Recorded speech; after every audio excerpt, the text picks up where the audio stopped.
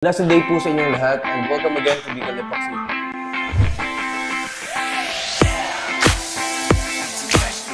Now, we will show you kung paano mag-design ng wood haspe using metallic epoxy. After ng ating mga preparations, grinding again, and then primer, patching.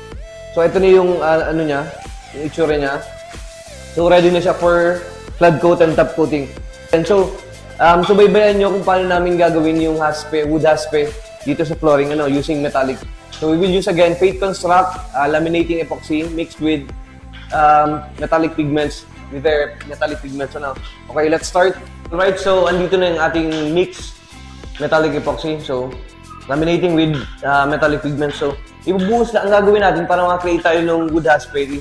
Magbubuhos lang tayo ng series of lines para makakreate tayo ng haspe. So, 3 colors yung gagamitin natin. Yung copper natin, then yung magic yellow, and then yung dark brown. So, unang ibubuhos natin is yung antique copper natin. So, i-divide lang natin siya. We'll create a series of lines. I-divide lang natin sa whole area.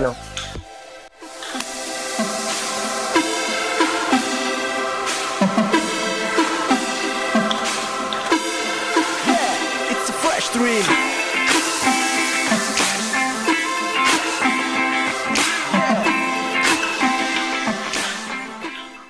Muna natin yung mga sides na para ma-estimate natin yung epoxy natin.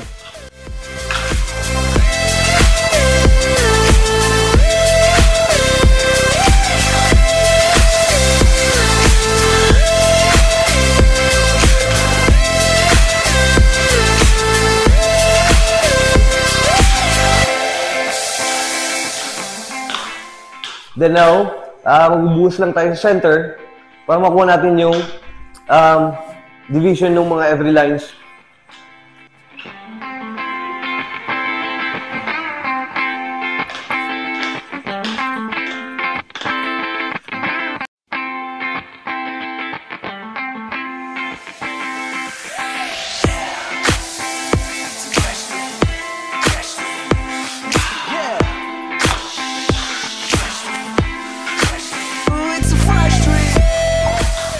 And so, meron din tayong tao na kakating dun sa mga sides para ma-ensure natin na malalagyan yung lahat ng corner.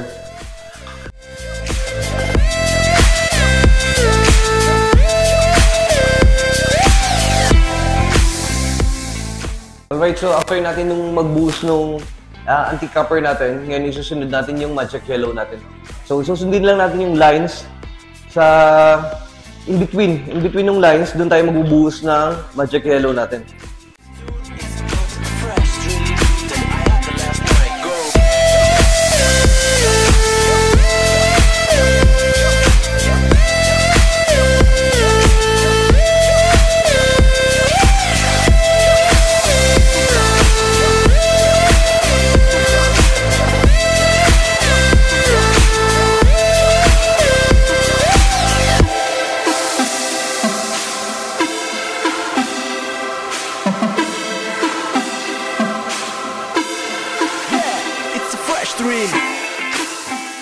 Kakasayin lang natin yung tinimpla nating magic yellow dun sa bakanteng dun sa space nung every antique copper So pagkasayin lang natin to para alam sa atin yung color na kakalabasan.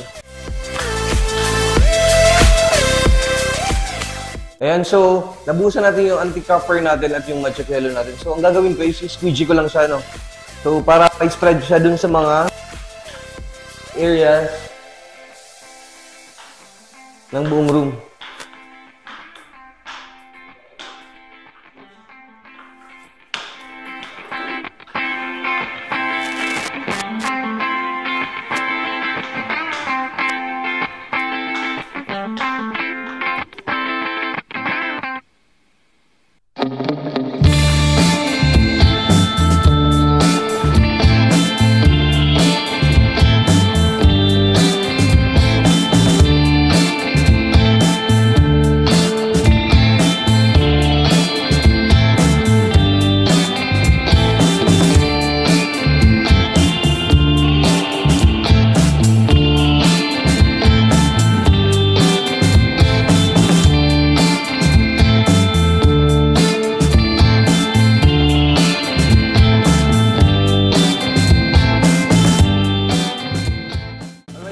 after ko mag-squeegee, i-roller na ni Jomar yung ating flooring, ano.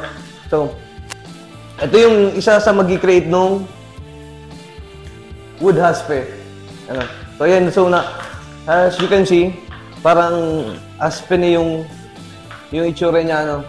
So, may i-add pa tayong isang color, yung deep brown. Dark brown, deep brown. Okay, so, andito na yung ating deep brown. So, ang gagawin natin is, gagawin lang natin tong parang highlights, ano. So, ayaw natin yung super dark. Pag isinabay kasi natin siya dito sa una nating color, so, magda-dark yung kakalabasan niya, mag-mix siya doon. So, ilalagay natin to last para mag-create lang nung parang gray, ano.